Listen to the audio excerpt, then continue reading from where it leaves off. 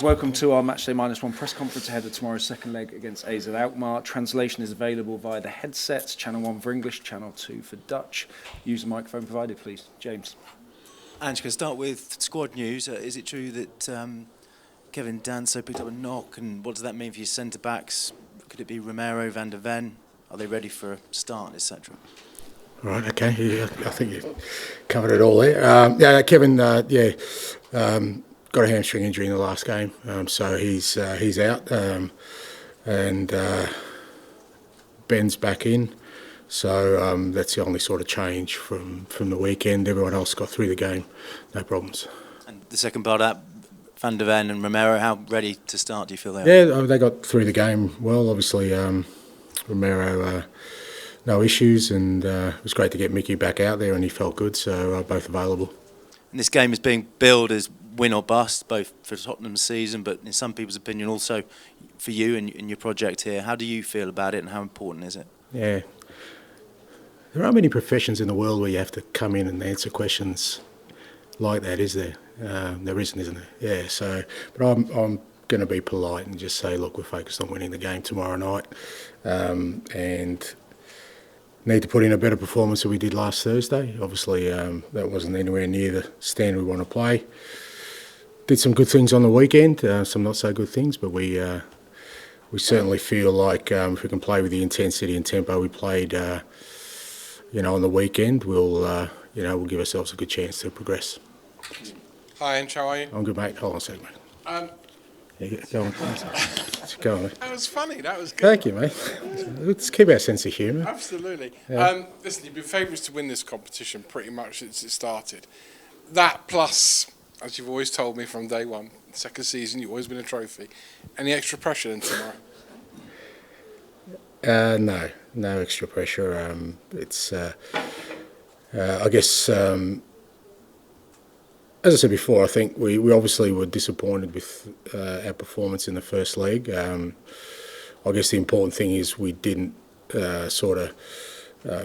make the tie sort of impossible for us to get back into. It's still very tight. Obviously, they've got the goal advantage, but again, being at home and like I said, if we can play with the intensity and tempo we played on the weekend, then I think we have an opportunity to progress. And should we progress, then we'll obviously going to have another big challenge the next round. But right now, the key focus is to put in a really strong performance at home tomorrow night, and then we'll go from there.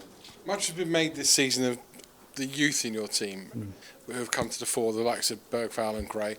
But how much tomorrow night are you relying on the experience, Romero at the back, right through the spine, Romero, Maddison, Son? Players like that have to really stand up and be counted for you, don't they? Yeah, I think so, but we haven't had them a lot. I'd include Vicario in that as well. I think Vic was enormous for us in the first leg. I thought he was big for us on the weekend as well. So, yeah, you want your sort of big experienced players to perform in these kind of games for sure. As you said, we've relied a lot on our younger players who have really, I think, progressed really well. But I guess a night like tomorrow night, having the likes of, like I said, Romero, Maddison, Vicario, and Sonny out there. I mean, they're our four leaders. I don't think we've had them on the park at all, sort of together this year, or very little anyway. So having all four of them, the whole leadership group out there, I think will definitely be beneficial. Good luck. Thanks, mate. Angelo, I wondered, do you ever regret that, giving us that line about always winning in your second season, and as this season and everything that's happened to you sort of done anything to change the way you approach things like that? Yeah, no, look, I think my view has always been when you ask the question, you answer it. And, I wasn't making anything up. I was asked a question. I answered that question. Now, people have sort of, used it for their own purposes in suggesting I'm making a bold claim.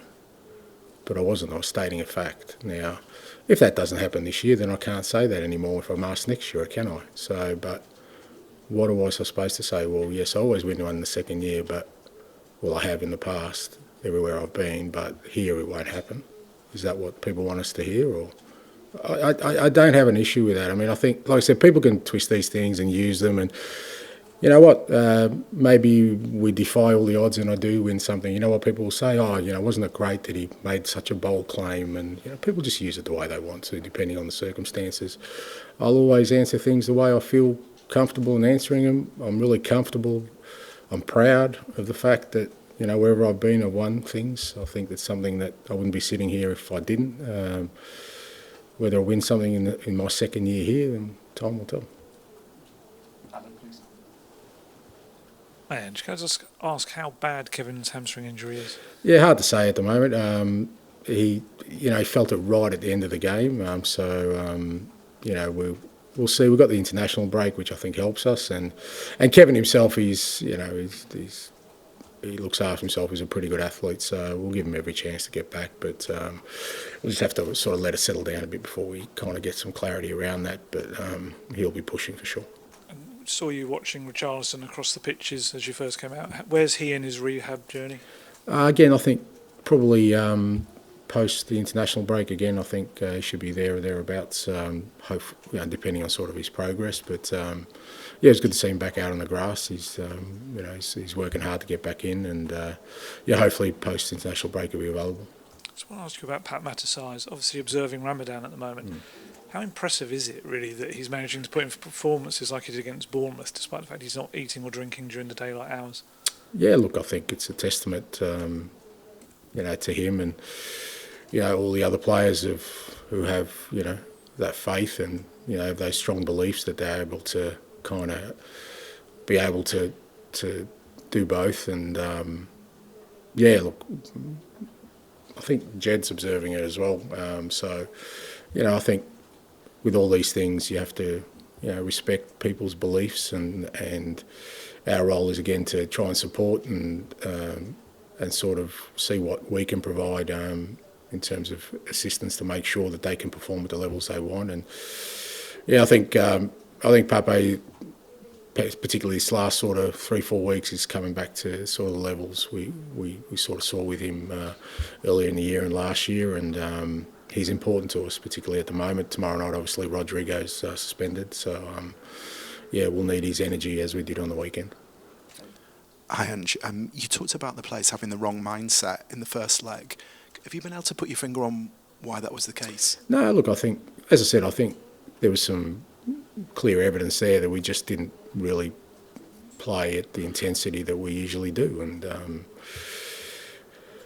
whether that was just I don't know, could be a multitude of things, but obviously we've analysed that, we've reviewed that.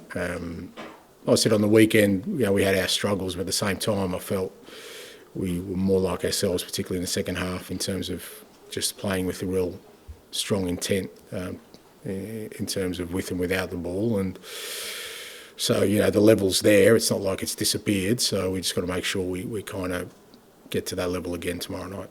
Just in terms of the pressure, I mean, we can all agree it's obviously a high-pressure game tomorrow. How do you sort of frame that for the players? Do you want them just to walk towards that and embrace it, or do you try and, work in any way to... look, I think,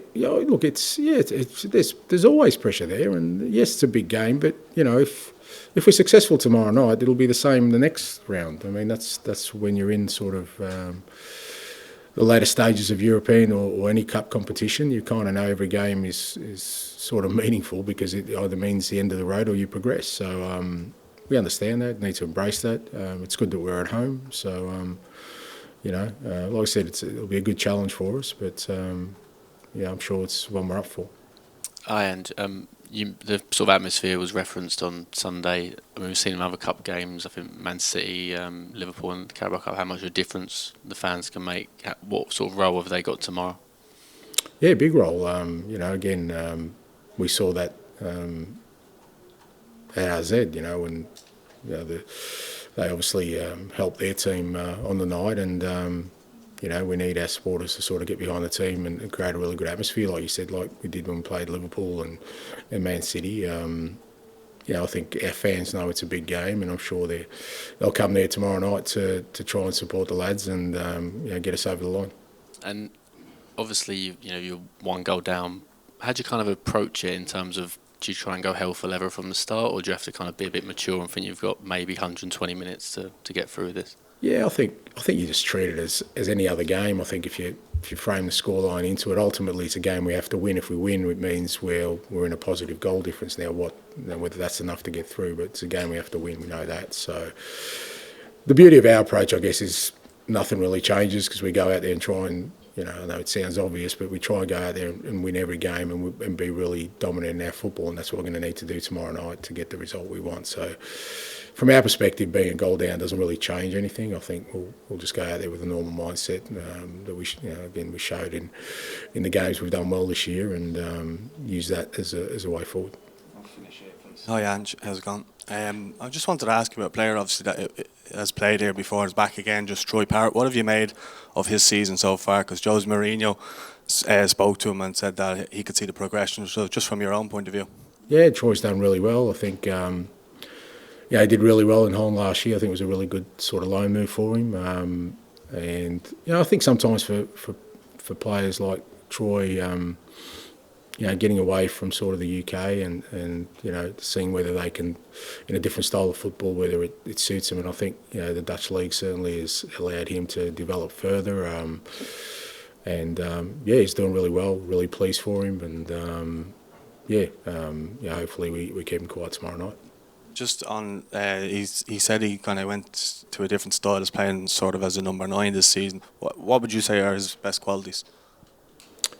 Yeah, look, I think he's obviously he's still a very good goal scorer. I mean, his goals, as a striker, he's a good finisher. But apart from that, I think he's a good link-up player. He works hard for his team as well, and we saw that the other night, both with and without the ball. He's a hard worker, and I think that's it's good to see him develop in those areas. Thanks. Best of luck. Thank you. Thanks so much. Thanks.